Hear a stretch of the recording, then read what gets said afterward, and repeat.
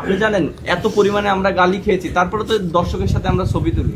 আমরা তো বলতে পারতাম যে না আমরা ছবি তুলবো না ভাই, কারোর সাথেই তুলবো না, আমরা তো বলতে পারতাম। আমরা তো গালি খাচ্ছি, স্টিল গালি দিচ্ছে, আমরা কিন্তু সেটা কখনোই করি না। দর্শক আসলে ঠিকই জড়াই ধরে ছবি তুলি। তোমাদেরকে গালি দিবে নাকি কি করবে? তোমাদেরকে চুম্মা দিবে? হ্যাঁ, তোমরা যেই ধরনের ক্রিকেট খেলো তোমাদেরকে চুম্মা দিবে? হ্যাঁ, তোমরা বাবারি বাবা কি সেলিব্রিটি হইছো তোমরা। হ্যাঁ, কয় আমাদেরকে গালাগালি করে, আমাদেরকে বলে আবার সব, আমাদেরকে বলে সেলফি তোলার জন্য। তোমাদেরকে সেলফি তুলবে না কি করবে?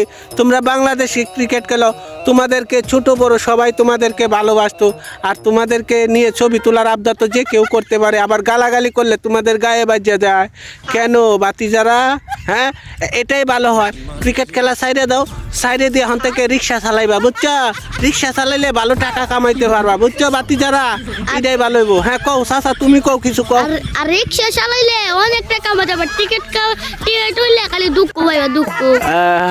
আমার বাতিজা কইছে দুঃখ পাইবা বেড়াইন, আমার বাতিজা কিন্তু বালা বুঝিয়ে, বুঝছো? তোমরা এইটা কইরো না, তোমরা রিক্সা চালাইবা।